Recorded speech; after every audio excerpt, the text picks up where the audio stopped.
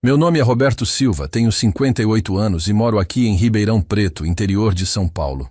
Trabalhei 35 anos como caminhoneiro, rodando o Brasil inteiro, e hoje tenho minha própria transportadora. Achei que conhecia minha esposa como a palma da mão, mas depois do que descobri quando voltei de viagem, minha vida virou de cabeça para baixo. Nunca imaginei que uma simples mudança de planos pudesse revelar uma traição que durava anos bem debaixo do meu nariz. Quando abri aquela porta e vi quem estava na minha cama, no meu quarto, na minha casa, senti o chão sumir debaixo dos meus pés. Mas o que aconteceu depois foi ainda pior. A descoberta foi só o começo de uma vingança que planejei nos mínimos detalhes. Se você quer saber como um homem de 58 anos deu a volta por cima e mostrou que experiência de vida vale mais que qualquer coisa, fica até o final porque essa história vai te surpreender. O que fiz com os dois foi tão certeiro que até hoje eles não sabem como tudo desmoronou na vida deles. Mas antes de continuarmos, confira se você já está inscrito no canal e escreva nos comentários. De onde você está assistindo este vídeo? Nasci aqui em Ribeirão Preto em 1966, filho de seu João Silva, um mecânico que tinha uma oficina pequena no bairro Ipiranga. Minha mãe, Dona Maria, cuidava da casa e de nós 4 filhos, com aquela dedicação que só as mães antigas tinham. Éramos uma família simples, mas unida. Desde pequeno eu gostava de mexer com caminhão. Ficava horas na oficina do meu pai, vendo ele consertar os caminhões dos freteiros que paravam ali. "Esse menino vai longe", ele dizia quando me via ajudando com as ferramentas. E não é que ele estava certo. Aos 18 anos, em 1984, tirei minha carteira de motorista categoria E. Meu primeiro emprego foi numa transportadora daqui mesmo de Ribeirão, a Transportes Bandeirante. Comecei carregando açúcar para Santos, depois passei a fazer São Paulo, Rio de Janeiro, até que conheci o Brasil inteiro através das estradas. Era uma vida dura, mas eu gostava. Passava semanas fora de casa, conhecia gente de todo tipo, via paisagens que muita gente nem imagina que existe. O caminhão virou minha segunda casa, meu escritório, meu refúgio. Aprendi que na estrada você conhece o verdadeiro caráter das pessoas. Em 1989, quando eu tinha 23 anos, conheci a Márcia numa festa junina aqui do bairro. Ela tinha 21, era bonita, cabelos castanhos compridos, sorriso que iluminava qualquer ambiente. Trabalhava como secretária numa empresa de contabilidade e tinha aquele jeito meigo que me conquistou na primeira conversa. Começamos a namorar e logo vi que ela era diferente das outras moças que eu tinha conhecido. Não reclamava das minhas viagens. Entendia que meu trabalho exigia que eu ficasse fora. "Quando você voltar, eu estarei aqui te esperando", ela dizia, e aquilo me dava força para enfrentar qualquer estrada. Nos casamos em 1991, uma festa simples no salão da igreja do bairro. Ela estava linda de branco, eu de terno azul marinho que tinha comprado especialmente para o dia. Foi um dos momentos mais felizes da minha vida. Pensei, agora sim, tenho uma família para chamar de minha. Alugamos uma casa pequena na Vila Tibério, 2 quartos, sala, cozinha e um quintal onde a Márcia plantou umas flores. Não era muito, mas era nosso cantinho. Ela continuou trabalhando e eu nas estradas, sempre sonhando em ter meu próprio negócio um dia. Os primeiros anos de casamento foram bons. A Márcia era uma esposa dedicada, cuidava da casa, fazia aquelas comidas gostosas que me esperavam quando eu voltava das viagens. Sopa de mandioca com costela, frango ensopado, aquele arroz com feijão que só ela sabia fazer do jeito que eu gostava. Em 1993, quando eu tinha 27 anos, conseguimos comprar nossa primeira casa própria.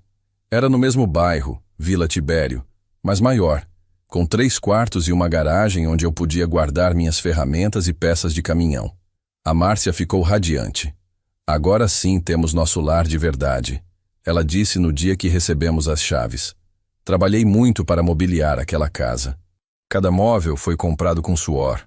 Cada eletrodoméstico representava uma viagem a mais. Um frete extra que eu aceitava. A Márcia escolhia tudo com carinho, sempre pensando no nosso conforto. Parecia que estávamos construindo algo sólido juntos. Em 1995, ela engravidou. Foi uma alegria imensa para nós dois. Eu sempre quis ser pai, e ela sonhava em ter uma família grande. Compramos o berço, pintamos o quarto de amarelo porque não sabíamos se seria menino ou menina. Ela tricotava roupinhas nas horas vagas, eu montei um mobile de madeira com minhas próprias mãos. Mas aos 6 meses de gravidez, ela perdeu o bebê. Foi um golpe terrível para nós dois. A Márcia ficou arrasada, chorava todos os dias. Eu tentava consolá-la, mas também estava sofrendo. Aquele quarto amarelo ficou fechado por meses. Não conseguíamos nem passar perto da porta. Tentamos de novo algumas vezes ao longo dos anos, mas nunca conseguimos ter filhos. Os médicos disseram que era complicação do primeiro aborto. A Márcia se culpava. Eu dizia que não era culpa de ninguém, que Deus sabia o que fazia. Mas no fundo, aquela frustração foi criando uma distância entre nós. Para compensar, me dediquei ainda mais ao trabalho. Em 1998, aos 32 anos, consegui comprar meu primeiro caminhão próprio, um Scania 113 usado, mas em bom estado.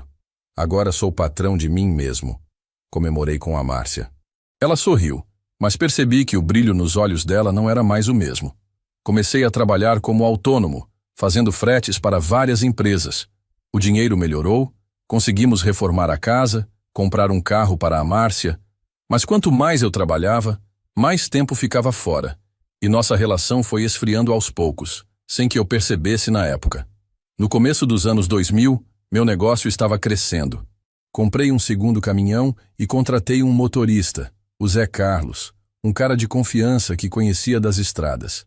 Em 2003, abri oficialmente a Transporte Silva, com sede numa garagem que aluguei na zona industrial de Ribeirão Preto.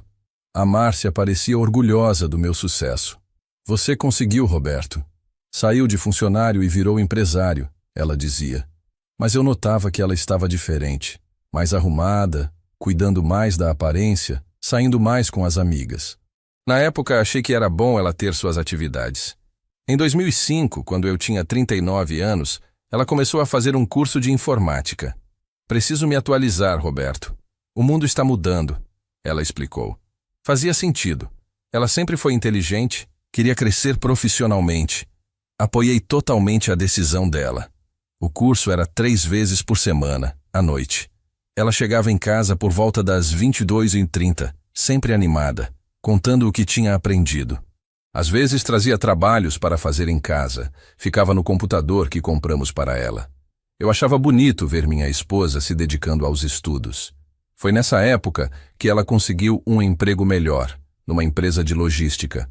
O salário era bom, o ambiente de trabalho parecia agradável.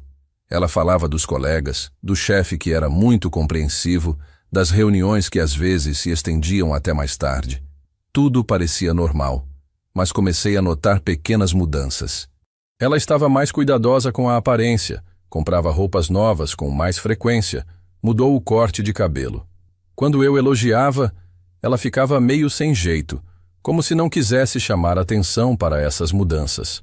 Também percebi que ela estava mais distante fisicamente. Nossos momentos íntimos, que já não eram frequentes por causa das minhas viagens, ficaram ainda mais raros. Quando eu tentava me aproximar, ela sempre tinha uma desculpa. Estava cansada, tinha dor de cabeça, precisava acordar cedo. Uma vez, voltei de uma viagem para São Paulo um dia antes do previsto e ela não estava em casa. Eram quase 23h de uma terça-feira. Quando chegou, por volta da meia-noite, disse que tinha ficado até mais tarde no trabalho, resolvendo um problema urgente. Não questionei, confiava nela completamente. Em 2008, a Transporte Silva já tinha 5 caminhões e 8 funcionários. Eu estava realizado profissionalmente, mas meu casamento estava numa rotina fria. A Márcia e eu vivíamos como 2 estranhos que dividiam a mesma casa. Conversávamos sobre contas, compromissos, mas não havia mais intimidade. Ela tinha sido promovida na empresa de logística e agora era supervisora. Ganhava bem, tinha responsabilidades, viajava ocasionalmente para São Paulo para reuniões. Eu ficava orgulhoso do sucesso dela, mas sentia que estávamos cada vez mais distantes. Nossas conversas se limitavam ao básico. Como foi a viagem? Precisa comprar isso ou aquilo? Sua mãe ligou. Não falávamos mais sobre sonhos, planos, sentimentos. Era como se fôssemos 2 sócios administrando uma empresa chamada casamento, sem amor. apenas cumprindo obrigações. Tentei algumas vezes reacender a chama. Propus viagens juntos, jantares românticos, até sugeri que renovássemos os votos de casamento nos nossos 20 anos de união. Ela sempre tinha uma desculpa. Muito trabalho, cansaço, não era o momento certo. Em 2010, quando completamos 19 anos de casados, nem comemoramos. Eu estava voltando de uma viagem para o Nordeste. Ela disse que tinha esquecido da data. Foi quando percebi que nosso casamento estava realmente em crise, mas não sabia como resolver. Pensei em procurar um psicólogo, um conselheiro matrimonial, mas a Márcia não demonstrava interesse. Não precisa exagerar, Roberto. É só uma fase. Todo casamento passa por isso, ela dizia quando eu tentava conversar sobre nossos problemas. Mergulhei ainda mais no trabalho.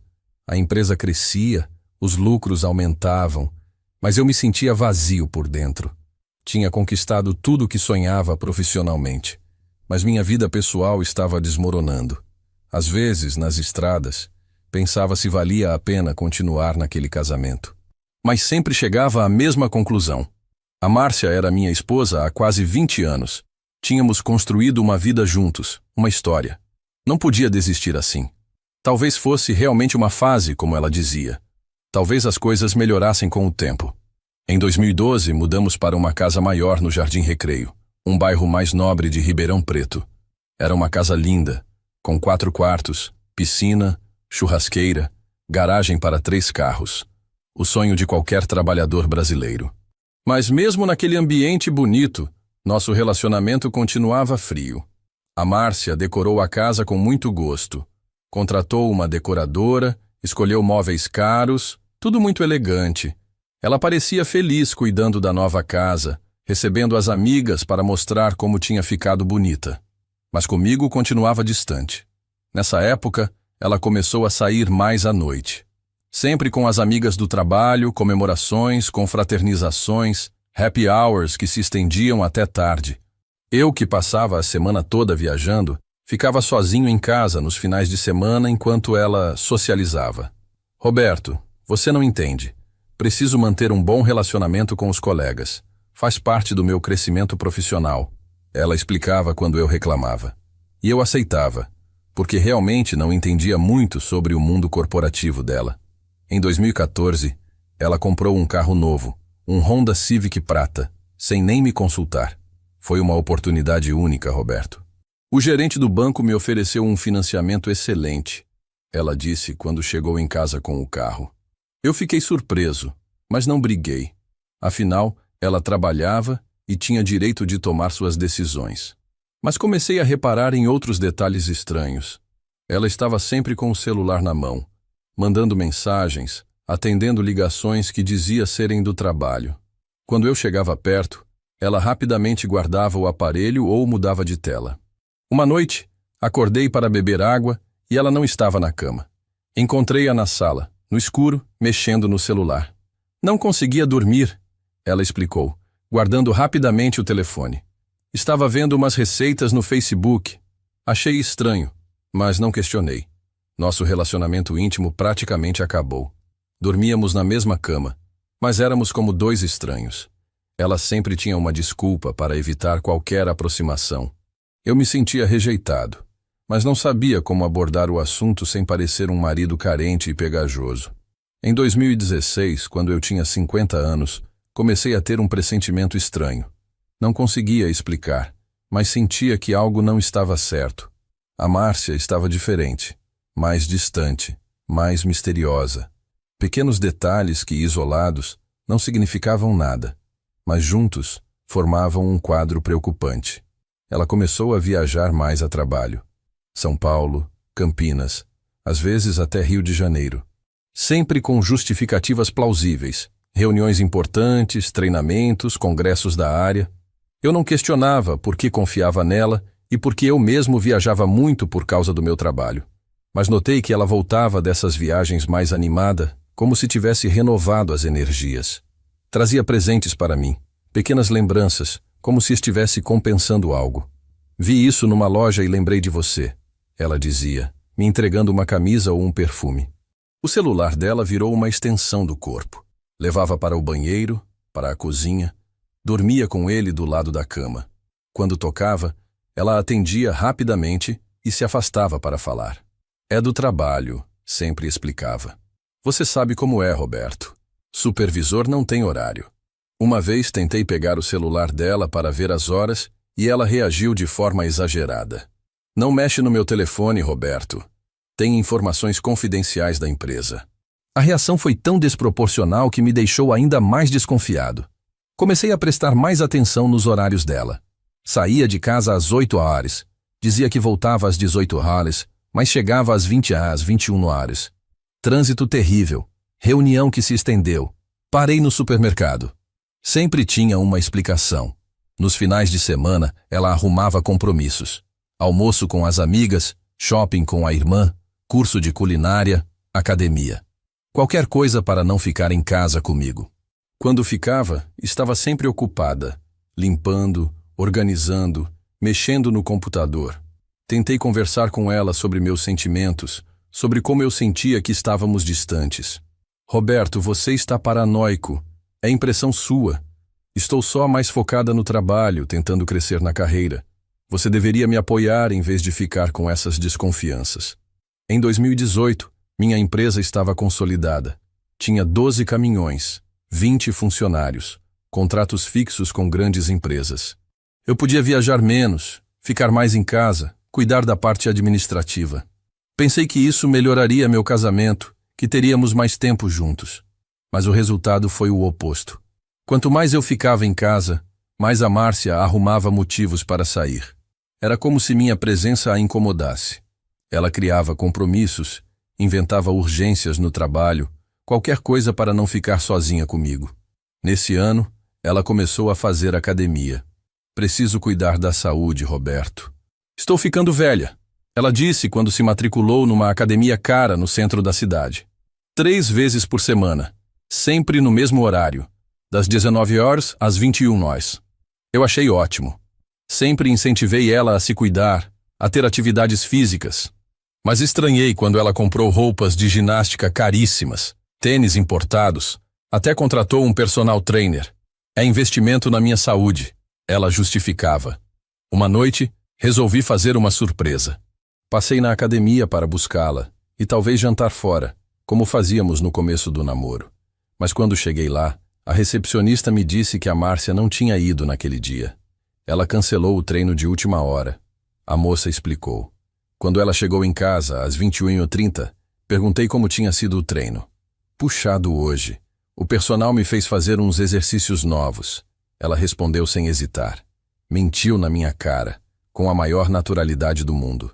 Foi nesse momento que tive certeza. Minha esposa estava me traindo. Não tinha mais dúvidas. Todas as peças se encaixavam. As viagens, os atrasos, o celular, a frieza, as mentiras. Ela estava tendo um caso com alguém, mas eu precisava de provas. Não podia acusar sem ter certeza absoluta.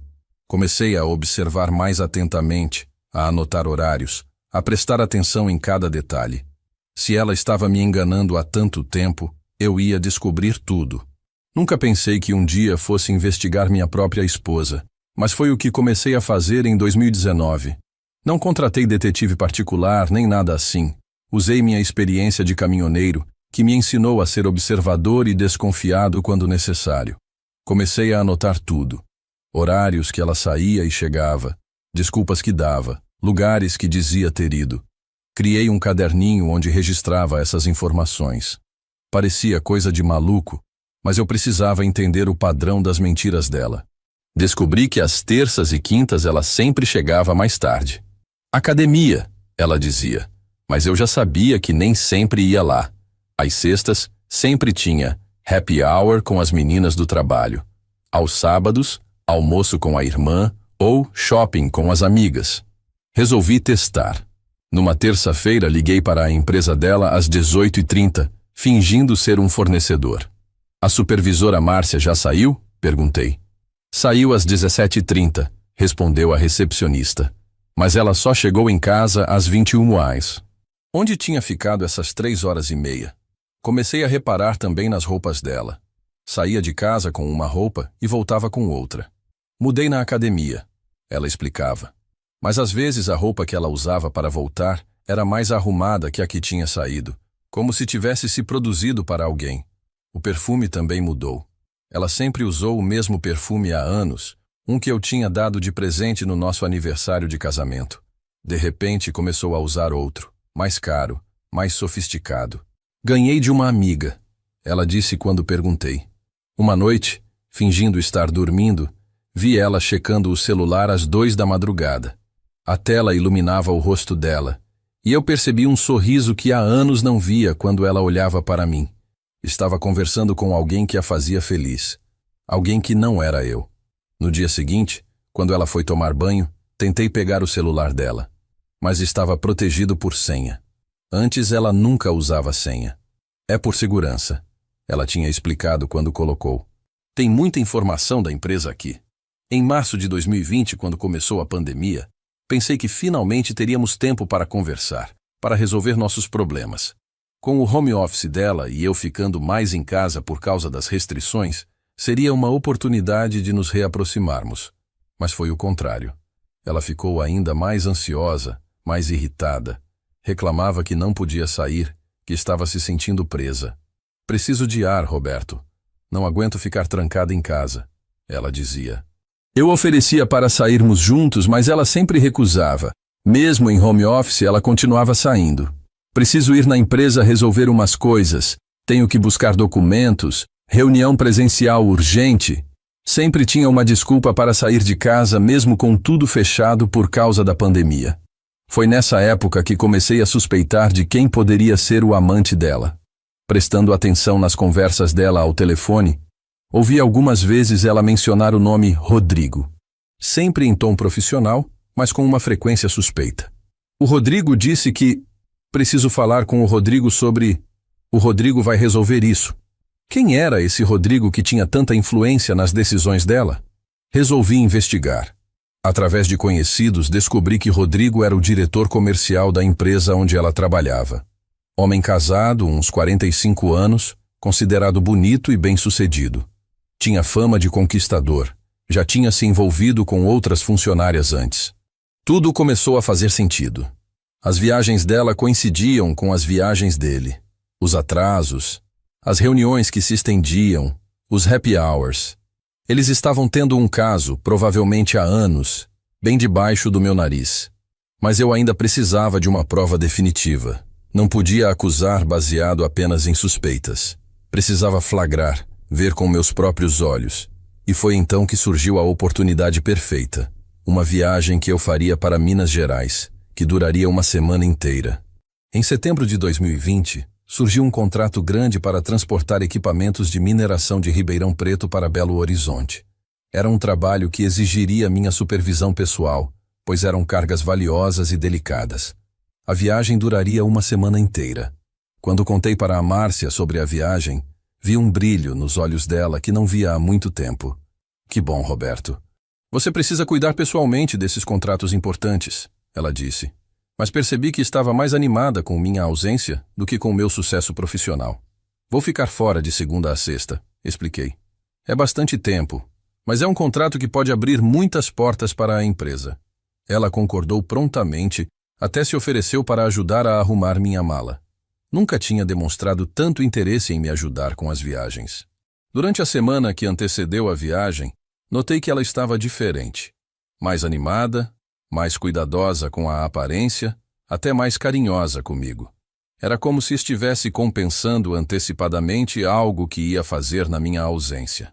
Aproveita que vou ficar sozinha para fazer uma faxina geral na casa, ela disse. Vou doar umas roupas suas que estão velhas, organizar os armários. Achei estranho ela querer mexer nas minhas coisas, mas não questionei. Na véspera da viagem, ela fez meu prato preferido, picanha na brasa com farofa de banana e vinagrete. Para você lembrar do gostinho de casa, ela disse, sorrindo. Há meses ela não cozinhava para mim com tanto carinho. Naquela noite, ela até foi mais carinhosa na cama. Não chegamos a ter relações, mas ela me deu um beijo de boa noite e disse: Boa viagem, amor. Cuida bem de você. Fazia tempo que não me chamava de amor. Na manhã de segunda-feira, 14 de setembro, saí de casa às 6 horas. Ela ainda estava dormindo, mas acordou para se despedir. Liga quando chegar, ela pediu, me dando um abraço apertado. Por um momento, pensei que talvez eu estivesse errado, que talvez ela ainda me amasse. Cheguei em Belo Horizonte na segunda à tarde e fui direto para o hotel. O trabalho começaria na terça de manhã. Liguei para a Márcia para avisar que tinha chegado bem. Que bom, amor. Descansa bastante, ela disse. Sua voz parecia alegre demais para alguém que estava com saudades do marido. Na terça de manhã, quando cheguei na empresa de mineração, recebi uma notícia inesperada. O equipamento que eu deveria transportar tinha apresentado um defeito e precisaria ficar mais uma semana na fábrica para reparo. O contrato seria adiado. Senhor Roberto, lamentamos muito o transtorno, disse o gerente da empresa. Podemos remarcar para a próxima semana ou, se preferir, cancelar o contrato sem ônus para vocês. Era um contrato muito importante para cancelar, então optei por remarcar. Isso significava que eu voltaria para casa 3 dias antes do previsto. Pensei em ligar para a Márcia e contar sobre a mudança de planos, mas então tive uma ideia. E se eu fizesse uma surpresa? Voltasse para casa sem avisar? Parte de mim queria realmente fazer uma surpresa romântica. Comprar flores, vinho, preparar um jantar especial. Talvez fosse a oportunidade de reacender nosso casamento. Mas outra parte, aquela que vinha acumulando suspeitas há meses, queria descobrir o que ela fazia quando pensava que eu estava longe. Decidi não avisar sobre minha volta antecipada. Se ela estivesse sendo fiel, seria uma surpresa agradável. Se estivesse me traindo, eu finalmente teria a prova que precisava. De qualquer forma, a verdade viria à tona. Peguei a estrada na quarta de manhã, dirigindo meu próprio carro. Normalmente eu ia de caminhão, mas dessa vez tinha ido de carro para ser mais prático. A viagem de Belo Horizonte para Ribeirão Preto dura cerca de 4 horas. Cheguei em casa por volta das 14h. Quando cheguei na minha rua, às 14h de uma quarta-feira, a primeira coisa que notei foi um carro estranho estacionado na frente da minha casa. Um BMW preto, modelo novo, com placa de Ribeirão Preto. Não reconheci o veículo, mas meu coração já começou a acelerar. Estacionei meu carro 2 casas antes da minha, para não fazer barulho. Caminhei devagar pela calçada, observando. As cortinas da sala estavam fechadas, coisa que a Márcia nunca fazia durante o dia. Ela sempre gostava de claridade natural. Usei minha chave para abrir o portão dos fundos, tentando não fazer ruído. O quintal estava silencioso, apenas o barulho da piscina funcionando. Entrei pela porta da cozinha, que sempre ficava aberta durante o dia. A casa estava estranhamente silenciosa. Não ouvia televisão, rádio, nada. Mas percebi que havia 2 xícaras de café na pia, ainda com restos de café. Uma tinha batom na borda, a outra não. Meu coração disparou. Caminhei devagar pela casa, prestando atenção a cada som. Quando passei pela sala, vi 2 taças de vinho na mesa de centro. Uma garrafa de vinho tinto pela metade. O mesmo vinho caro que ela tinha comprado semana passada, dizendo que era para ocasiões especiais. Subi as escadas devagar, pisando nas bordas dos degraus para não fazer barulho. Minha experiência de caminhoneiro me ensinou a ser silencioso quando necessário. Cada passo era calculado, cada movimento pensado. Quando cheguei no corredor do 2º andar, ouvi vozes vindas do meu quarto. Vozes baixas, íntimas, seguidas de risos abafados. Senti o sangue gelar nas veias. Depois de 29 anos de casamento, estava prestes a flagrar minha esposa na cama com outro homem. Me aproximei da porta do quarto que estava entreaberta. Através da fresta, pude ver parte da cama.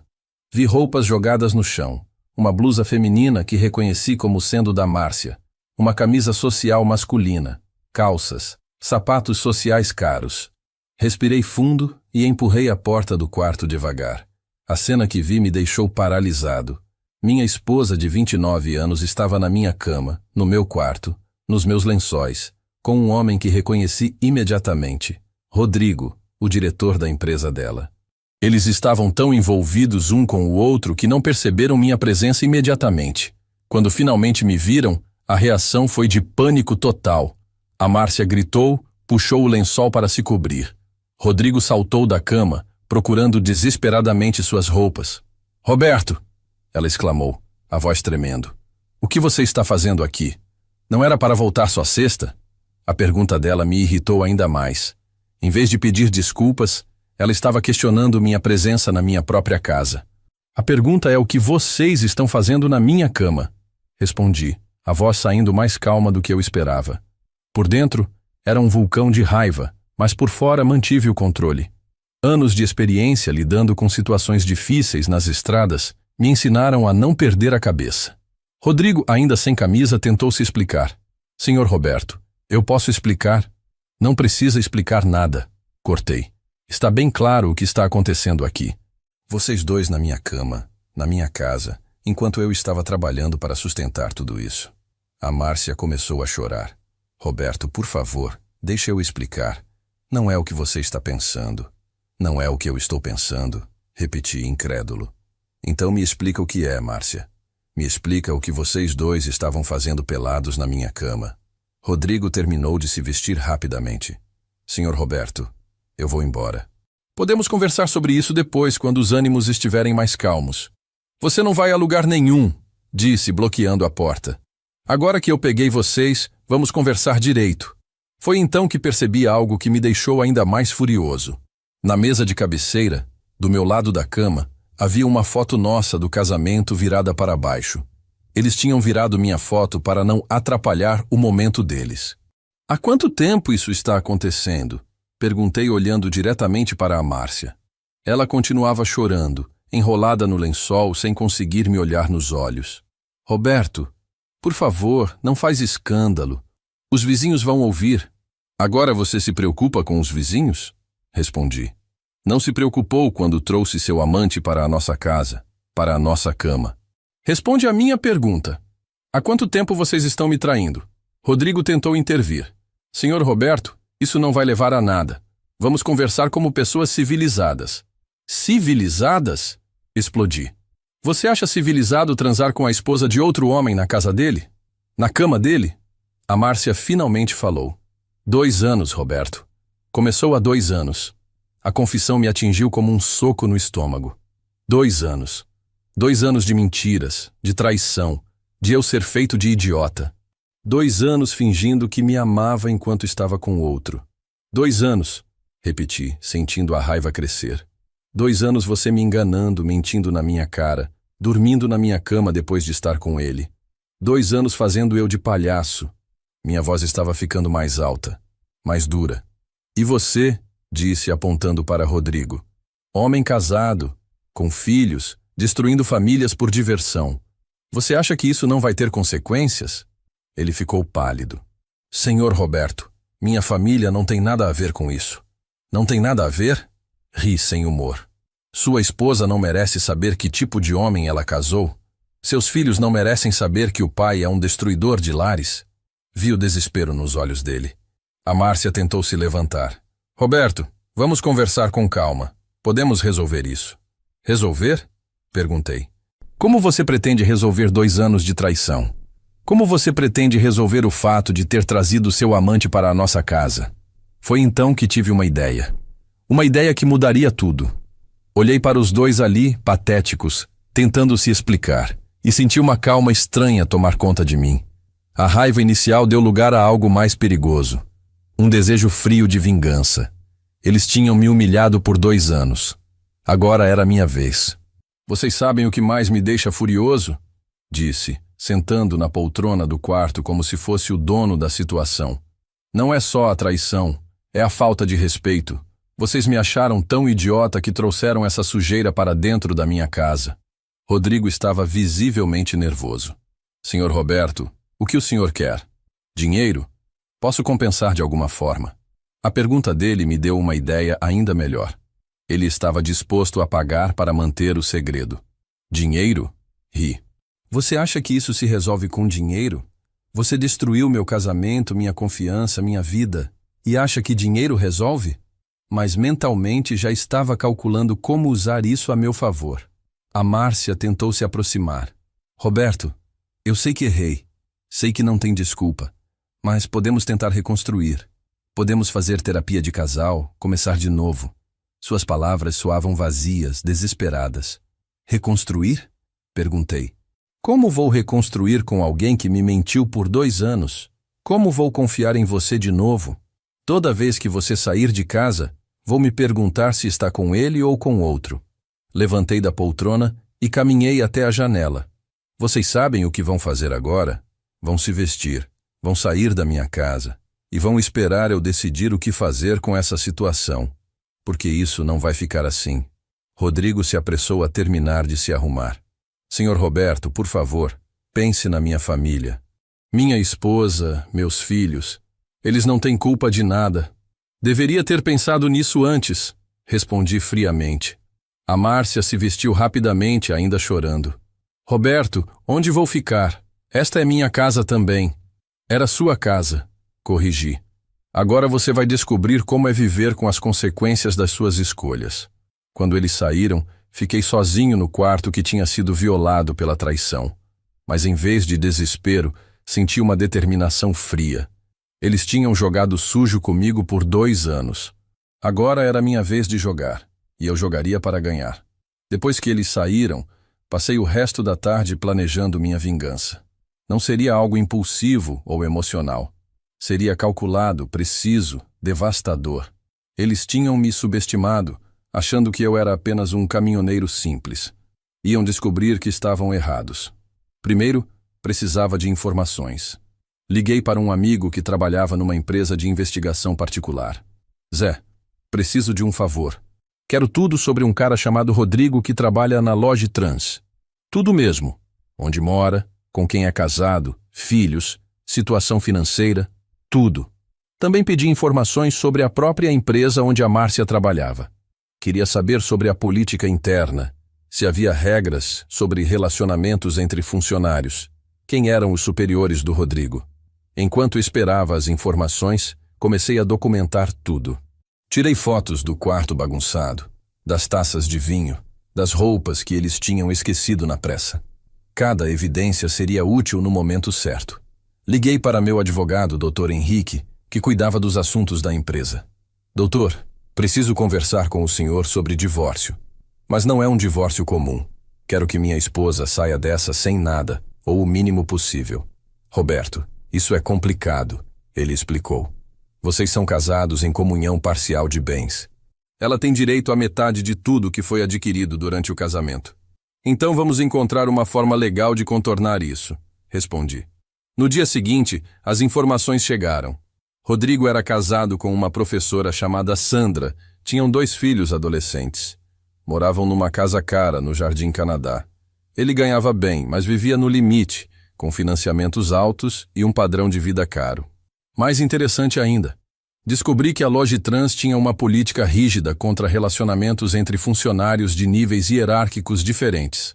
Rodrigo, como diretor, estava violando as regras da empresa ao se relacionar com a Márcia, que era sua subordinada. O dono da Logitrans, seu Antônio Ferreira, era conhecido por ser conservador e rigoroso com questões morais. Não tolerava escândalos que pudessem manchar a reputação da empresa. Essa informação seria muito útil. Na sexta-feira, 3 dias depois da descoberta, a Márcia voltou em casa. Estava hospedada na casa da irmã, mas precisava buscar algumas roupas. Eu estava esperando por ela, sentado na sala, completamente calmo. Roberto, ela disse hesitante. Podemos conversar? Claro, respondi. Senta aí. Temos muito o que conversar mesmo. Ela se sentou na ponta do sofá, claramente desconfortável. Eu quero me separar, ela disse, tentando soar decidida. Não adianta mais fingir que nosso casamento funciona. Já não nos amamos há muito tempo. A frieza dela me impressionou. Nem um pedido de desculpas sincero. Interessante, respondi. 2 dias atrás você queria tentar reconstruir. Agora já quer se separar. Deixa eu adivinhar. O Rodrigo prometeu que vai largar a esposa por você? Vi ela ficar vermelha. Isso não é da sua conta. Ela respondeu. O que importa é que nosso casamento acabou. Vamos nos separar de forma civilizada, dividir os bens e seguir nossas vidas. Ela falava como se fosse simples assim. Civilizada? Ri. Você acha civilizado me trair por 2 anos? Trazer seu amante para a nossa casa? Para a nossa cama? Minha voz estava ficando mais dura. Você perdeu o direito de pedir civilidade. Ela tentou argumentar. Roberto, eu sei que errei, mas ficar juntos não vai resolver nada. Vamos nos separar e cada um segue sua vida. Ah, vamos sim, concordei. Mas não do jeito que você está pensando. Levantei e peguei uma pasta que estava na mesa. Sabe o que tem aqui? Fotos de vocês dois na nossa cama, evidências da traição, informações sobre seu namoradinho casado. Vi o desespero nos olhos dela. O que você quer, Roberto? Justiça, respondi simplesmente. Você me humilhou por 2 anos, agora é minha vez. E então expliquei meu plano para ela. Escuta bem, Márcia, disse, abrindo a pasta na mesa. Você quer se separar? Perfeito. Mas vai ser do meu jeito, com as minhas regras. Você perdeu o direito de negociar quando decidiu me trair. Mostrei as fotos que tinha tirado. Isso aqui é evidência de adultério. No divórcio, isso significa que você é a culpada pela separação. Sabe o que isso quer dizer? Que você não tem direito à pensão alimentícia. Ela ficou pálida. Roberto, você não pode fazer isso. Eu trabalhei, contribuí para construir tudo o que temos. Tenho direitos. Tinha direitos, corrigi. Perdeu quando decidiu me trair na minha própria casa. Além disso, continuei, tenho informações interessantes sobre seu namorado. Sabia que a empresa de vocês proíbe relacionamentos entre funcionários de níveis diferentes? Sabia que o dono da Logitrans é super rigoroso com questões morais? Vi o pânico nos olhos dela. Você não faria isso. Isso destruiria minha carreira. Exato, respondi. Assim como vocês destruíram meu casamento. A diferença é que eu avisei antes. Levantei e caminhei pela sala. Aqui estão as regras. Você vai pedir demissão da Logitrans.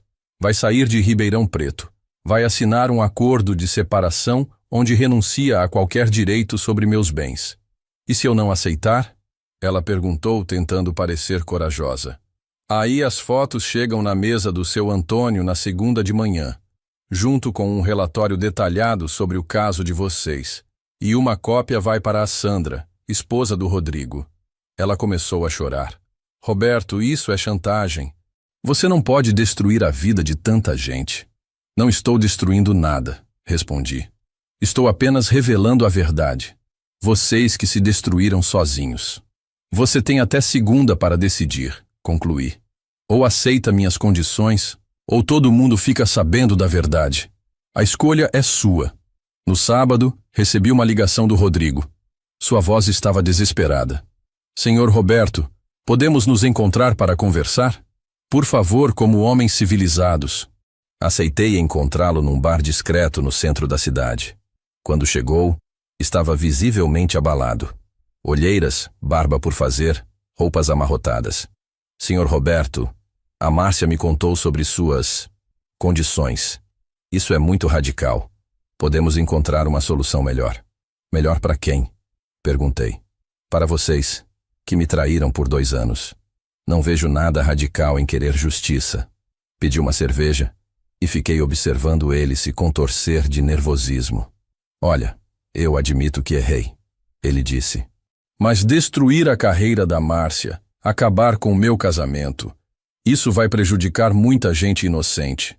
Meus filhos, minha esposa, eles não têm culpa. Deveria ter pensado nisso antes, respondi tomando um gole da cerveja. Quando decidiu transar com minha esposa na minha cama, não pensou nas consequências. Agora quer que eu tenha pena? Ele tentou outra abordagem. Quanto você quer? Posso pagar uma quantia para resolver isso discretamente. A proposta me irritou ainda mais. Você acha que sou um extorsionário? Que faço isso por dinheiro? Não é por dinheiro, continuei. É por respeito. Vocês me desrespeitaram da pior forma possível. Agora vão aprender que ações têm consequências. Vi ele engolir em seco. Senhor Roberto, por favor, seja razoável. A Márcia já concordou em se separar. Não é isso que você queria? Não, respondi. Eu quero que vocês sintam uma fração da humilhação que me fizeram sentir. Ele ficou em silêncio por alguns minutos. Depois tentou mais uma vez. E se eu terminar com a Márcia? Se eu prometer nunca mais vê-la? Ri da proposta. Agora você quer abandonar ela? Que homem corajoso. As regras não mudaram, concluí, levantando da mesa. Segunda-feira, 8 horas da manhã. Ou vocês aceitam minhas condições, Ou todo mundo fica sabendo da verdade? No domingo, passei o dia em casa, organizando meus pensamentos e preparando os próximos passos. Sabia que a Márcia e o Rodrigo estavam desesperados, provavelmente se reunindo para tentar encontrar uma saída. Por volta das 18 horas, a Márcia apareceu em casa. Estava acompanhada da irmã, Cristina, que sempre foi mais sensata. Roberto, disse Cristina, podemos conversar? Como cunhados, como família? Claro, Cristina, respondi. Sempre respeitei você, mas sua irmã perdeu meu respeito há muito tempo. A Márcia ficou quieta, deixando a irmã falar por ela. Roberto, eu sei que a Márcia errou. Errou feio, mas destruir a vida dela não vai trazer seu casamento de volta. Não vai curar sua dor. Cristina sempre foi boa com palavras. Não quero meu casamento de volta, respondi. Quero justiça. Quero que ela entenda que traição tem preço. Que não se pode brincar com os sentimentos dos outros sem consequências. A Márcia finalmente falou. Roberto, eu aceito suas condições. Vou pedir demissão, vou sair de Ribeirão Preto, vou renunciar aos bens. Só não exponha o Rodrigo. Ele tem família, filhos. Interessante, observei. Agora você se preocupa com a família dele. Quando estavam na minha cama, não se preocupavam com família nenhuma. Vi ela baixar os olhos, envergonhada. Mas vou fazer um acordo, continuei. Se você cumprir todas as condições até quarta-feira, eu não exponho vocês. Mas se tentar me enganar de novo, se não cumprir qualquer parte do acordo, todo mundo fica sabendo. Cristina suspirou aliviada. Obrigada, Roberto. Você está sendo mais generoso do que ela merece. A Márcia apenas assentiu, derrotada. Quarta-feira, repeti. Carta de demissão entregue, passagens compradas, acordo de separação assinado. E nunca mais quero ver você em Ribeirão Preto. Na segunda-feira, acompanhei pessoalmente a Márcia até a Logitrans. Queria ter certeza de que ela entregaria a carta de demissão. Esperei no estacionamento enquanto ela subia para o escritório. Depois de 1 hora, ela desceu com uma caixa de papelão nas mãos. Estava chorando. Pronto, disse. Entreguei a carta. Disse que era por motivos pessoais, que precisava me mudar para cuidar de um parente doente. E o Rodrigo? Perguntei. Ele estava lá? Estava, ela respondeu. Ficou chocado quando soube que eu estava pedindo demissão. Tentou me convencer a não fazer isso, mas eu disse que não tinha escolha. Na terça-feira, fomos ao cartório para assinar o acordo de separação.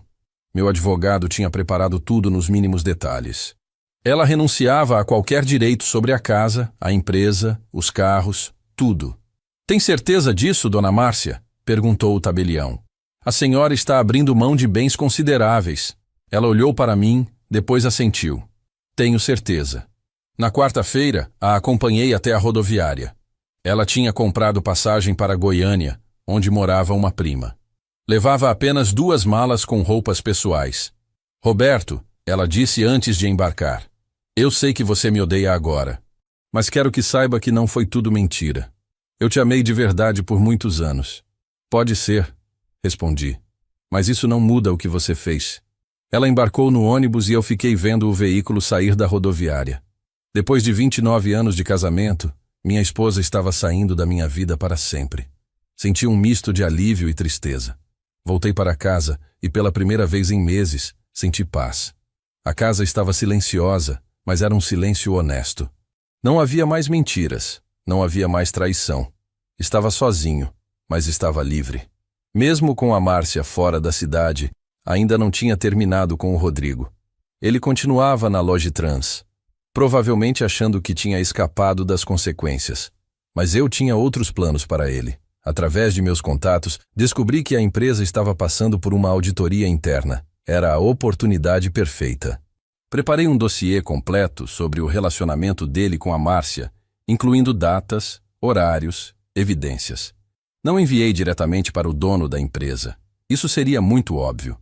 Em vez disso, vazei as informações para alguns funcionários fofoqueiros da Logitrans. Sabia que a notícia chegaria aos ouvidos certos rapidamente.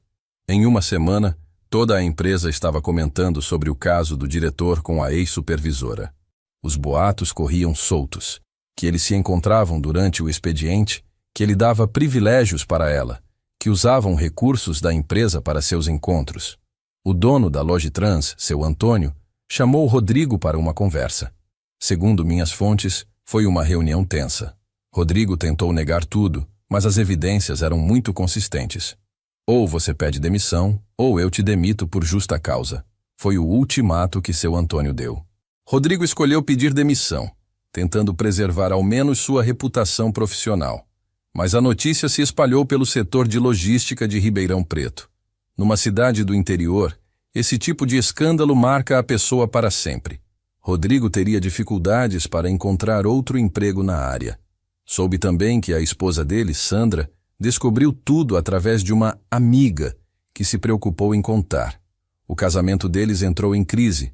Ela pediu separação e levou os filhos para a casa dos pais. Com a Márcia fora da cidade e o Rodrigo enfrentando as consequências de seus atos, pude finalmente me concentrar em reconstruir minha vida. Aos 54 anos, estava solteiro novamente depois de quase 3 décadas de casamento. A primeira coisa que fiz foi reformar completamente o quarto. Troquei a cama, o colchão, as cortinas, pintei as paredes. Não queria nenhuma lembrança daquele dia terrível. O quarto ficou completamente diferente, como se fosse um recomeço. Também mudei outros cômodos da casa. A sala ganhou móveis novos, a cozinha foi modernizada. Queria que a casa refletisse minha nova fase de vida, sem vestígios do passado doloroso. Meus amigos e familiares ficaram sabendo da separação, claro. Numa cidade como Ribeirão Preto, notícias assim se espalham rápido. Mas eu não entrei em detalhes sobre a traição. Disse apenas que éramos incompatíveis e decidimos nos separar. Alguns amigos tentaram me convencer a dar uma segunda chance para a Márcia. Casamento é assim mesmo, Roberto. Tem altos e baixos. Vocês podem resolver isso, diziam. Mas eu sabia que não havia volta. Mergulhei no trabalho com ainda mais dedicação. A Transporte Silva continuava crescendo, e eu tinha mais tempo para me dedicar aos negócios. Sem as distrações e preocupações do casamento problemático, minha produtividade aumentou. Comecei também a cuidar melhor de mim mesmo. Voltei a fazer exercícios, melhorei a alimentação, até comecei a sair mais com os amigos. Estava redescobrindo prazeres simples que tinha esquecido durante os anos difíceis do casamento. Aos poucos, fui percebendo que a separação, por mais dolorosa que tivesse sido a descoberta da traição, foi libertadora. Estava livre de uma relação que já não funcionava há anos. Livre das mentiras e da falsidade. Alguns meses depois de tudo resolvido, comecei a refletir sobre minha vingança. Tinha sido justa? Tinha sido excessiva? Às vezes me perguntava se não deveria ter simplesmente me separado sem toda aquela elaboração. Mas sempre chegava à mesma conclusão. Eles mereceram. Não foi apenas uma traição impulsiva, um erro de momento. Foi uma traição calculada, que durou 2 anos, com mentiras elaboradas e desrespeito total pela nossa história. A Márcia não apenas me traiu, ela me humilhou. Trouxe o amante para nossa casa, para nossa cama, virou minha foto de casamento para baixo. Isso demonstrava um nível de desprezo que ia além da simples infidelidade. Rodrigo também não era inocente. Homem casado, com filhos, destruindo famílias por prazer. Sabia exatamente o que estava fazendo, conhecia as consequências, mas escolheu continuar mesmo assim. Minha vingança foi proporcional ao dano que eles causaram. Não usei violência, não cometi crimes, não inventei mentiras. Apenas revelei a verdade e usei as consequências naturais dos atos deles contra eles mesmos. Se eles tivessem sido honestos desde o início, se a Márcia tivesse pedido o divórcio quando se apaixonou por outro, tudo teria sido diferente. Mas escolheram o caminho da mentira e da traição. Hoje, não me arrependo de nada que fiz. Eles aprenderam que ações têm consequências, que não se pode brincar com os sentimentos dos outros sem pagar um preço. Foi uma lição que precisavam aprender. E eu aprendi também. Aprendi que sou mais forte do que imaginava, que posso superar qualquer adversidade, que mereço respeito e honestidade em qualquer relacionamento. Cerca de 6 meses após a separação, comecei a receber notícias sobre como estavam a Márcia e o Rodrigo. Numa cidade do interior, as informações circulam, e eu tinha amigos que me mantinham informado. A Márcia estava em Goiânia, morando com a prima, trabalhando como recepcionista numa clínica médica. O salário era muito menor do que ganhava na Logitrans, e ela estava tendo dificuldades financeiras. A prima cobrava aluguel e despesas. Soube que ela tentou voltar para Ribeirão Preto algumas vezes, mas sempre desistia. Sabia que aqui seria difícil encontrar emprego, já que a história da separação tinha se espalhado. Sua reputação estava manchada. Rodrigo estava numa situação ainda pior. Depois de sair da Logitrans, tentou montar uma consultoria própria, mas não conseguiu clientes. Ninguém queria se associar a alguém com fama de destruidor de lares. A esposa dele, Sandra, realmente pediu o divórcio. Ficou com a guarda dos filhos e metade dos bens. Rodrigo teve que vender a casa cara do Jardim Canadá e se mudar para um apartamento pequeno na periferia. Ele tentou conseguir emprego em outras cidades, mas o setor de logística é pequeno. Todo mundo se conhece. A história dele chegava antes dele em qualquer lugar que tentasse trabalhar. Soube também que a Márcia e o Rodrigo tentaram manter o relacionamento à distância, mas não deu certo. A pressão das consequências, a situação financeira difícil de ambos e a distância acabaram com o grande amor deles. Rodrigo chegou a ir para Goiânia algumas vezes, mas as brigas eram constantes. Ela o culpava por ter perdido o emprego. Ele a culpava por ter aceitado minhas condições. O relacionamento que tinha destruído 2 casamentos não resistiu às primeiras dificuldades. Segundo minhas fontes, eles terminaram definitivamente depois de uma briga feia num hotel em Goiânia. Ela descobriu que ele estava tentando se reconciliar com a ex-esposa, e ele descobriu que ela estava saindo com outros homens. A ironia era perfeita. O relacionamento pelo qual sacrificaram tudo durou menos de 1 ano após serem descobertos.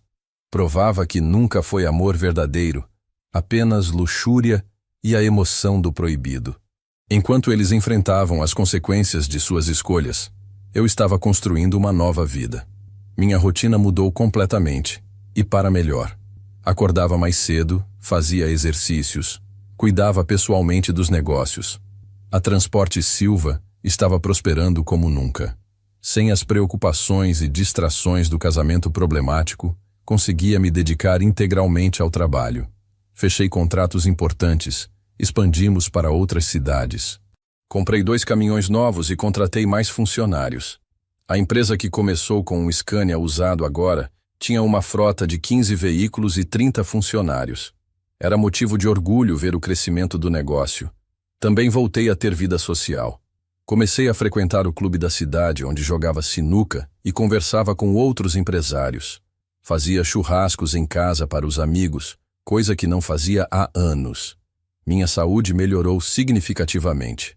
O estresse do casamento ruim estava me fazendo mal sem eu perceber.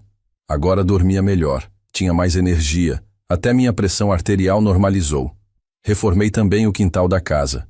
Construí uma área gourmet completa, com churrasqueira, forno de pizza, geladeira. Virou o ponto de encontro dos amigos nos finais de semana. A casa, que antes era um ambiente tenso e frio, se transformou num lar acolhedor. Recebia visitas, fazia jantares. Até minha mãe, que já estava com 80 anos, vinha passar temporadas comigo.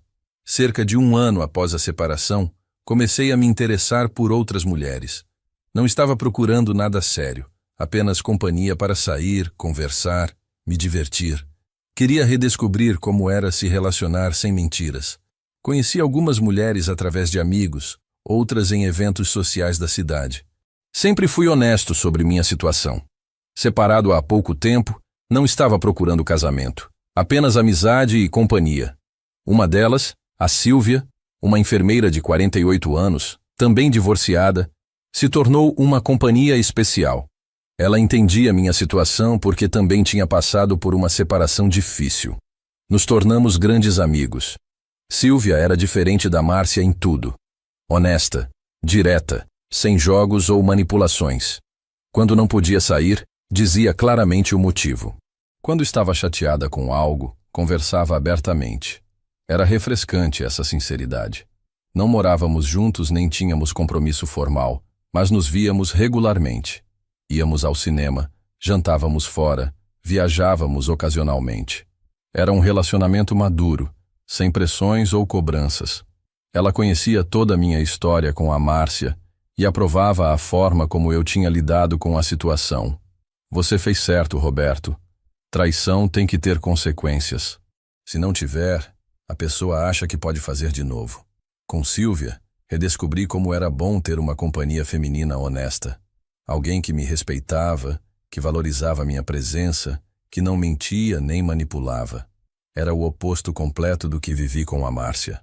2 anos após a separação, tive um encontro inesperado que testou minha paz interior. Estava num posto de gasolina na rodovia, voltando de uma viagem de negócios, quando vi um carro conhecido, o Honda Civic Prata da Márcia. Ela estava abastecendo o carro, mais magra, com aparência cansada, roupas simples. Não me viu inicialmente. Pensei em ir embora sem cumprimentar, mas decidi enfrentar a situação. Afinal, não tinha mais raiva dela. Márcia, chamei, me aproximando. Ela se virou, assustada, e ficou visivelmente nervosa ao me ver.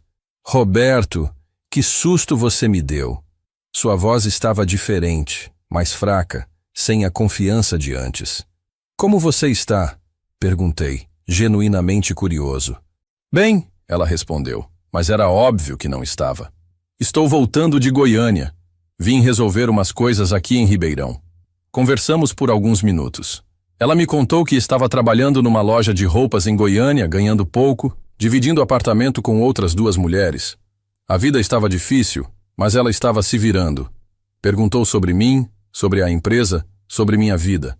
Respondi educadamente, sem entrar em detalhes. Disse que estava bem, que a empresa cresceu, que estava feliz com minha nova vida.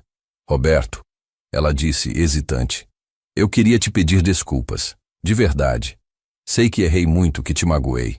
Se pudesse voltar atrás... Não precisa, interrompi. O passado já passou. Cada um seguiu sua vida. Quando nos despedimos, senti uma estranha sensação de fechamento. Ver ela naquela situação não me deu prazer nem tristeza. Era apenas o resultado natural das escolhas que ela fez. Depois do encontro com a Márcia, passei dias refletindo sobre perdão e vingança. Será que eu tinha sido muito duro? Será que deveria ter dado uma segunda chance? Essas perguntas me incomodaram por um tempo. Conversei com Sílvia sobre isso. Roberto, você não foi cruel, você foi justo. Ela teve 2 opções, ser honesta e pedir o divórcio, ou continuar mentindo e enfrentar as consequências. Ela escolheu a segunda. Meu advogado, doutor Henrique, também me tranquilizou. Roberto, você agiu dentro da lei. Não fez nada ilegal, não usou violência, não inventou mentiras, apenas revelou a verdade e protegeu seus interesses. Percebi que minha vingança não foi movida apenas por raiva, mas por um senso de justiça. Não podia deixar que ela saísse impune depois de me humilhar por 2 anos. Isso seria injusto comigo e com qualquer futuro parceiro dela. Se eu tivesse perdoado facilmente, se tivesse dividido os bens meio a meio, que lição ela teria aprendido? Provavelmente pensaria que traição não tem consequências graves, que sempre há uma segunda chance. Agora ela sabia que ações têm consequências, que não se pode brincar com os sentimentos dos outros sem pagar um preço. Essa era uma lição valiosa, não apenas para ela, mas para qualquer pessoa que soubesse da história. O perdão não significa aceitar ser desrespeitado. Não significa permitir que outros nos pisoteiem sem consequências. Perdão verdadeiro vem depois que a justiça é feita, não antes. Eu tinha perdoado a Márcia no meu coração. Não sentia mais raiva nem desejo de vingança. Mas isso não significava que ela não deveria enfrentar as consequências naturais de seus atos. Aos 56 anos, depois de tudo que passei, aprendi lições valiosas sobre relacionamentos, confiança e respeito próprio. Lições que gostaria de compartilhar com outros homens que possam estar passando por situações similares. Primeira lição: confie nos seus instintos. Eu sabia há anos que algo estava errado, mas ignorei os sinais. Quando seu coração diz que algo não está certo, investigue. Não aceite explicações vagas ou comportamentos suspeitos. Segunda lição: respeito próprio é fundamental. Não aceite ser tratado como segunda opção, como idiota, como capacho. Se alguém não te valoriza, não insista. Há pessoas no mundo que vão te tratar com o respeito que você merece. Terceira lição: ações têm consequências. Não tenha medo de fazer valer essas consequências quando for desrespeitado. Perdoar não significa aceitar qualquer coisa. Às vezes, a pessoa só aprende quando paga o preço de seus erros. Quarta lição: nunca é tarde para recomeçar. Aos 54 anos, quando me separei, pensei que minha vida amorosa tinha acabado. Mas descobri que ainda havia muito para viver, muito para experimentar, muito para ser feliz. Quinta lição: trabalhe em si mesmo. Use o tempo sozinho para se conhecer melhor, para cuidar da saúde, para crescer como pessoa. Não entre num novo relacionamento apenas para não ficar sozinho. Sexta lição: seja honesto sempre. A verdade pode doer no momento, mas mentiras doem para sempre. Se não está feliz num relacionamento, converse. Se não ama mais, seja honesto. Não engane nem se deixe enganar.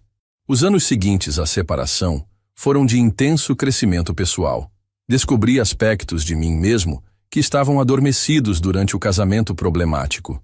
Era como se tivesse acordado de um sono profundo. Comecei a ler mais, coisa que não fazia há anos. Livros sobre negócios, biografias de empresários bem-sucedidos, até alguns romances. A leitura me ajudava a relaxar e a expandir meus horizontes. Também voltei a viajar por prazer, não apenas a trabalho. Conheci lugares no Brasil que sempre quis visitar: Fernando de Noronha, Chapada Diamantina, Pantanal, viagens que a Márcia nunca quis fazer comigo. Investi em cursos e capacitação.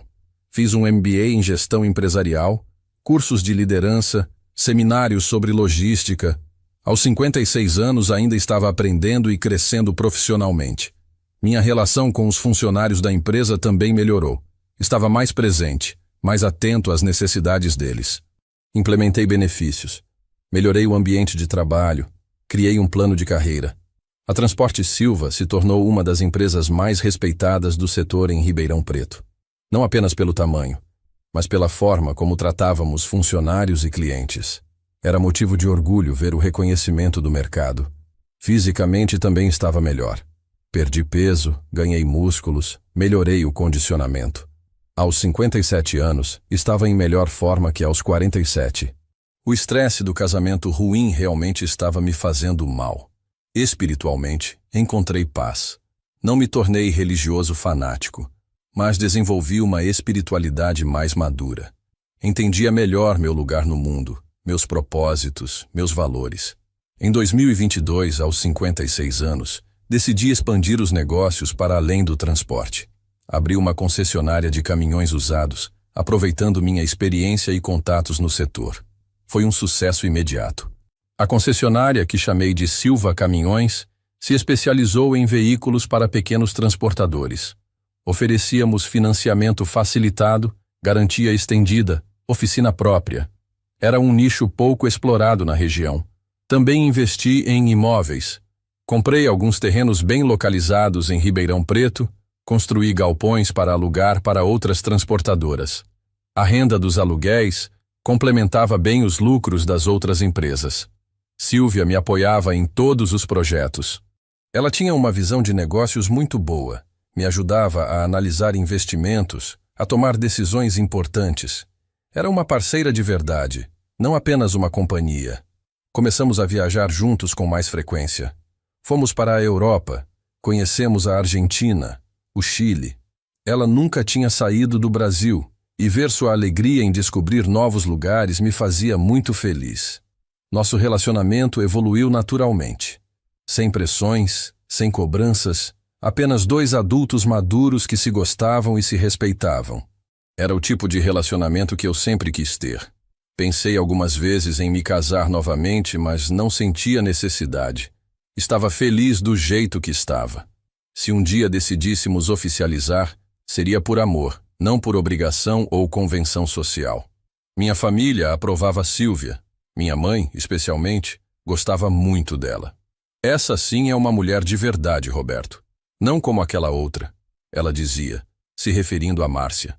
Hoje, aos 58 anos, quando olho para trás, vejo que a traição da Márcia por mais dolorosa que tenha sido, acabou sendo uma bênção disfarçada. Me libertou de um casamento que já estava morto há anos. Se ela não tivesse me traído, provavelmente continuaríamos juntos, infelizes, apenas cumprindo obrigações sociais. Eu nunca teria conhecido Sílvia, nunca teria redescoberto a alegria de viver, nunca teria crescido tanto como pessoa. A experiência me ensinou que não devemos ter medo de mudanças, mesmo as mais dolorosas.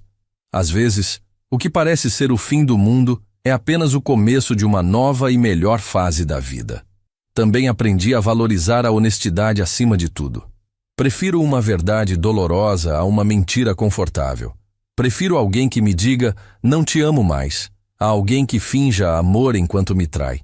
Minha história se espalhou pela cidade, claro.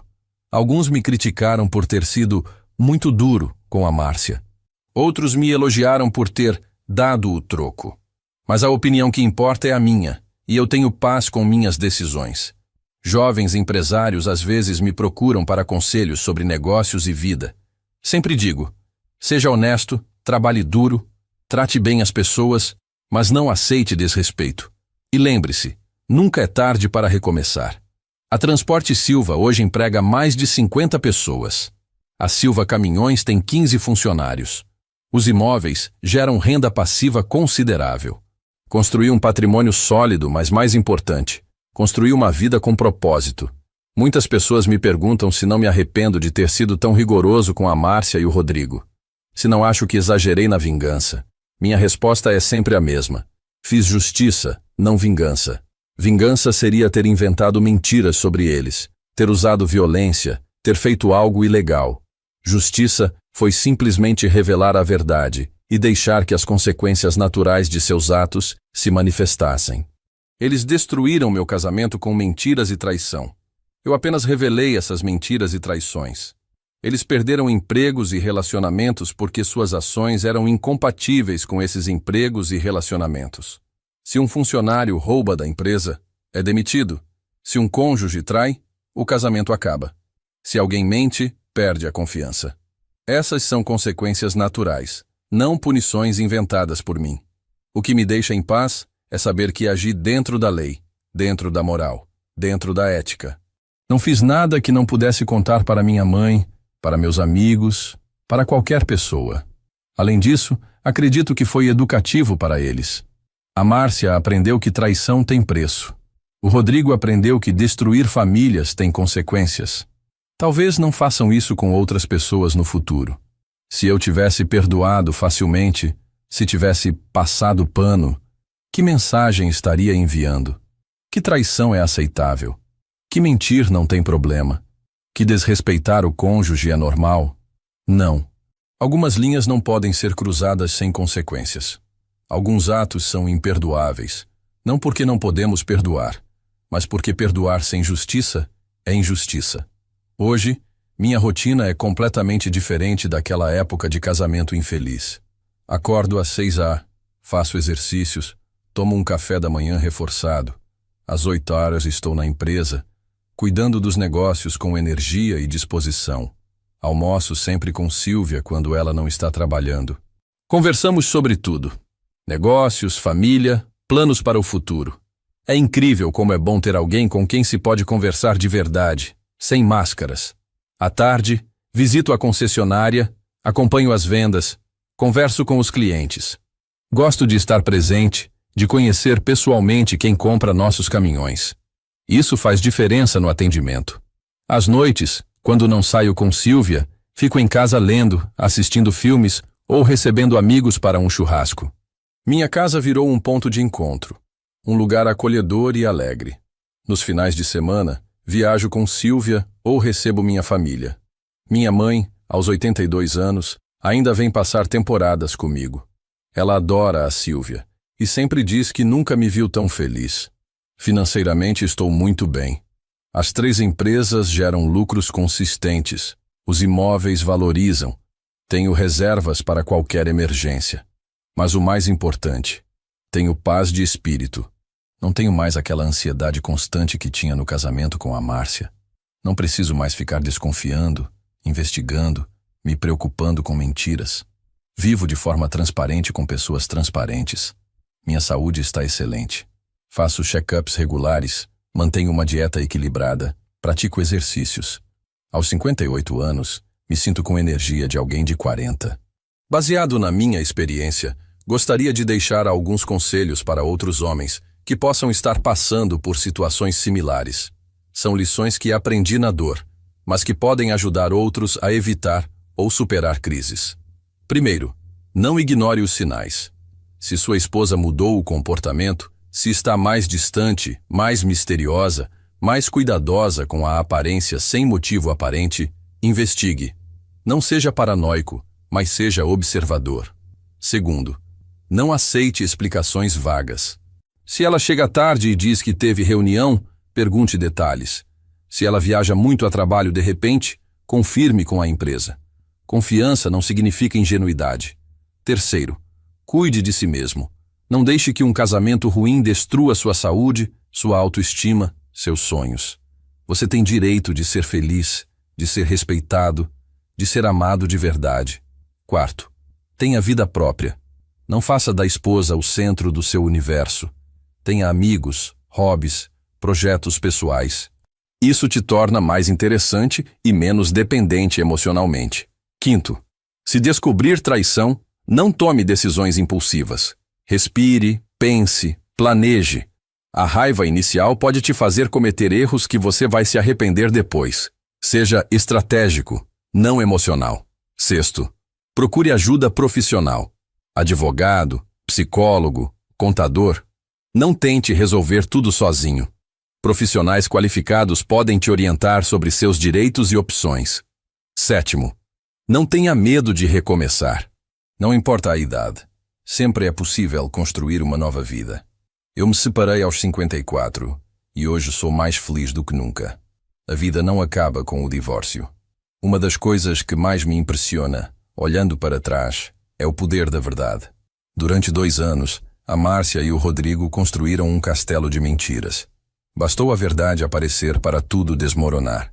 Eles tinham elaborado um sistema complexo de enganos, horários falsos, desculpas ensaiadas, cúmplices que cobriam suas mentiras. Mas mentira, por mais bem construída, sempre tem pontos fracos. A verdade, por outro lado, é sólida. Não precisa ser lembrada, não precisa ser ensaiada, não precisa de cúmplices. A verdade se sustenta sozinha, resiste a qualquer investigação. Quando revelei a verdade sobre a traição, não precisei inventar nada, não precisei exagerar, não precisei manipular fatos. Simplesmente mostrei o que estava acontecendo e isso foi suficiente para destruir o mundo de mentiras deles. Isso me ensinou a valorizar ainda mais a honestidade. Em todos os meus relacionamentos agora, pessoais e profissionais, priorizo a verdade. Prefiro uma verdade incômoda a uma mentira confortável. Com Silvia, nossa relação é baseada na transparência total. Ela sabe tudo sobre meu passado, meus medos, meus sonhos. Eu sei tudo sobre ela. Não há segredos, não há jogos, não há manipulações. Nos negócios também. Trato clientes e funcionários com honestidade. Se há um problema, admito. Se cometo um erro, assumo. Se não posso cumprir um prazo, aviso antecipadamente. Essa política de honestidade total pode parecer arriscada, mas na verdade é libertadora. Não preciso lembrar de mentiras. Não preciso manter versões diferentes para pessoas diferentes. Não preciso viver com medo de ser descoberto. Meu casamento com a Márcia me ensinou muito sobre o que não fazer num relacionamento. Meu relacionamento com Sílvia me ensinou sobre o que fazer certo. A diferença é impressionante. Com a Márcia, nos últimos anos, a comunicação era superficial. Falávamos sobre contas, compromissos, problemas práticos. Nunca sobre sentimentos, sonhos, medos. Éramos 2 estranhos dividindo uma casa. Com Sílvia conversamos sobre tudo. Ela sabe meus planos para a empresa, meus receios sobre o futuro, minhas alegrias do dia a dia. Eu sei sobre o trabalho dela, sua família, suas aspirações. Com a Márcia, o sexo tinha se tornado mecânico, raro, sem paixão. Era mais uma obrigação conjugal do que uma expressão de amor. Nos últimos anos, praticamente não tínhamos intimidade.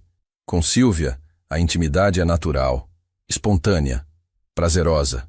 Não há cobranças nem obrigações. Quando acontece, é porque ambos queremos. Quando não acontece, não há ressentimentos. Com a Márcia, eu me sentia constantemente julgado, criticado, inadequado. Nada que eu fazia estava bom o suficiente. Ela sempre encontrava defeitos, sempre tinha reclamações. Com Sílvia, me sinto aceito como sou. Ela me apoia nos meus projetos, me encoraja quando estou inseguro, me elogia quando faço algo bem. É um relacionamento que me fortalece, não que me enfraquece. A diferença fundamental é o respeito. A Márcia perdeu o respeito por mim ao longo dos anos, e eu não percebi. Sílvia me respeita como homem, como profissional, como pessoa. Aos 58 anos, tenho muitos planos para o futuro. Não pretendo me aposentar tão cedo. Gosto do que faço. Tenho energia para continuar, e ainda há muito para construir. Quero expandir a Transporte Silva para outros estados. Já estou negociando contratos em Minas Gerais e Goiás. A ideia é ter uma rede de filiais cobrindo todo o centro-oeste e sudeste. A Silva Caminhões também tem potencial de crescimento. Pretendo abrir uma segunda loja em Franca e talvez uma terceira em Araraquara. O mercado de caminhões usados está aquecido. Nos imóveis, estou de olho em alguns terrenos para construir um condomínio logístico. Seria um investimento grande, mas com retorno garantido. Ribeirão Preto precisa de mais espaços para empresas de transporte. Pessoalmente, quero viajar mais com Sílvia. Temos planos de conhecer a Ásia, talvez fazer uma viagem longa pela Europa. Nunca é tarde para realizar sonhos que foram adiados. Também quero me envolver mais em projetos sociais. Penso em criar uma fundação para ajudar caminhoneiros em dificuldades, ou um programa de capacitação para jovens que querem entrar no setor de transporte. Com Sílvia, nossa relação continua evoluindo naturalmente. Não temos pressa para nada. Não temos pressões externas. Se um dia decidirmos nos casar, será por amor, não por convenção. O mais importante, quero continuar sendo feliz. A felicidade não é um destino, é uma jornada. E eu pretendo aproveitar cada dia dessa jornada, com gratidão e alegria. Se você chegou até aqui na minha história, obrigado pela atenção. Sei que foi longa, mas precisava contar tudo para que vocês entendessem como uma traição pode ser superada e transformada em crescimento. Minha mensagem principal é: nunca aceitem ser desrespeitados. Não importa há quanto tempo vocês estão casados, não importa quantos filhos têm, não importa a situação financeira. Respeito é fundamental. Se descobrirem uma traição, não ajam por impulso. Respirem, pensem, planejem. A raiva inicial pode fazer vocês cometerem erros. Sejam estratégicos, não emocionais. A justiça bem feita é mais eficaz que a vingança mal planejada. Não tenham medo de recomeçar. Eu me separei aos 54 anos e hoje sou mais feliz do que nunca. A idade é apenas um número. O que importa é ter coragem para buscar a felicidade que vocês merecem. Invistam em vocês mesmos. Cuidem da saúde, dos negócios, dos relacionamentos verdadeiros. Não façam de uma pessoa o centro do universo de vocês. Tenham vida própria, projetos próprios, sonhos próprios. E lembrem-se, a verdade sempre vence. Pode demorar, pode doer, mas sempre vence. Vivam de forma honesta, tratem os outros com respeito e exijam o mesmo tratamento. Hoje, aos 58 anos, posso dizer que sou um homem realizado. Tenho uma empresa próspera, uma companheira maravilhosa, saúde, paz de espírito. A traição da Márcia, que parecia ser o fim do mundo, acabou sendo o começo de uma vida melhor. Se vocês estão passando por algo similar, tenham fé. Do outro lado da dor, existe a possibilidade de uma vida mais plena, mais honesta, mais feliz. Basta ter coragem para atravessar a tempestade. E se gostaram da minha história, deixem um joinha aí para alegrar o coração desse caminhoneiro de 58 anos que aprendeu que nunca é tarde para ser feliz. Escrevam nos comentários de onde vocês estão assistindo e se já passaram por algo parecido.